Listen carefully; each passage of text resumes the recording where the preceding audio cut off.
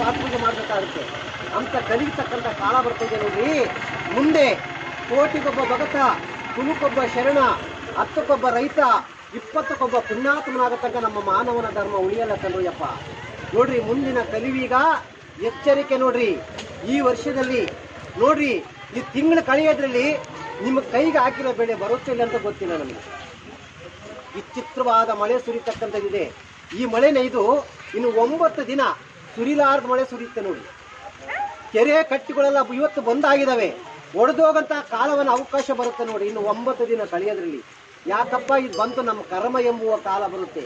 ಅಂದರೆ ಮಳೆಯಿಂದ ಜನಗಳು ತತ್ತರಿಸಿ ಹೋಗ್ತಾರೆ. ಜಾನುವಾರುಗಳಿಗೆ ಬಾಯಿ ರೋಗ, ಕಾಲು ಜ್ವರ ಬರುತ್ತೆ ನೋಡ್ರಿ ಈ ತಿಂಗಳು, ಮುಂದಿನ ತಿಂಗಳೊಳಗಡೆ. ಯಾಕಪ್ಪ ಅಂದ್ರೆ ಮಾನವನ ಕಾಯಿಲೆ ಹರಿತಾ ಇದೆ, ಜಾನುವಾರುಗಳಿಗೆ ಬರ್ತಾ ಇದೆ. ಜಾನುವಾರುಗಳು ಎಚ್ಚರಿಕೆ ಎಂಬುವ ಕಾಲ ತಿಳಿಸಿದೀವಿ. ನಮ್ಮ ಬಸವಣ್ಣವರು, ಜಮಖಂಡಿ ಬಸವಣ್ಣವರು ಏನು ಆಡಿರ್ತಕ್ಕಂಥದ್ದು ಶುದ್ಧವಾಗತಕ್ಕಂಥ ಕಾಲ.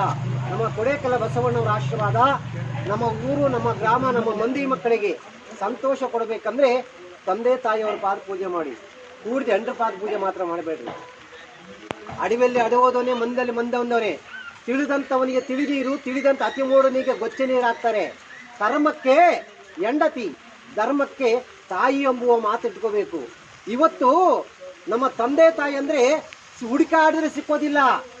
ಮರದೊಳಗೆ ಮರ ಹುಟ್ಟಿ ಮರ ಮಾಯವಾಯಿತಯ್ಯ ಶಂಭಲಿಂಗ. ಆ ಮರ ಇಲ್ಲಂದ್ರೆ ನಾವು ಯಾರು ಹುಟ್ತಾ ಇರ್ಲಿಲ್ಲ. ಹುಟ್ತಾ ಇದ್ವೇನಪ್ಪ? ಯಾರು ಹುಟ್ಟಲ್ಲ. ನಿಜವಾದ ಮರ ಅದು. ಆ ಮರದಲ್ಲಿ ಹುಟ್ಟಿ ಗೊತ್ತು. ಆ ಮರನ ಹೆಂಗೆ ಬೆಳೆಸಬೇಕು, ಯಾವ ರೀತಿ ನೋಡ್ಬೇಕಂತ ನಮಗೆ ಅರ್ಥವಾಗಲಿಲ್ಲ.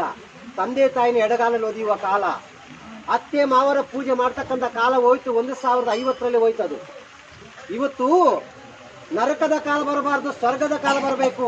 ನಮ್ಮ ದೇಶದಲ್ಲಿ ಪಾಪ ಪುಣ್ಯಗಳು ಅರಿಬೇಕು, ಧರ್ಮವನ್ನು ಉಳಿಬೇಕು. ಅವತ್ತು ಕೋಟಿಗೊಬ್ಬ ಭಗತ, ಕುಲಕ್ಕೊಬ್ಬ ಶರಣ, 10ಕ್ಕೊಬ್ಬ ರೈತ, 20ಕ್ಕೊಬ್ಬ ಪುಣ್ಯಾತ್ಮ ಆಗಂತ ಕಾಲ ನಮ್ಮ ಶರಣ ಬಸವಣ್ಣವ್ರು ಬರಲಿ ಅಂತ ನಮ್ಮ ಆನಂದವಾದ ಕಾಲ.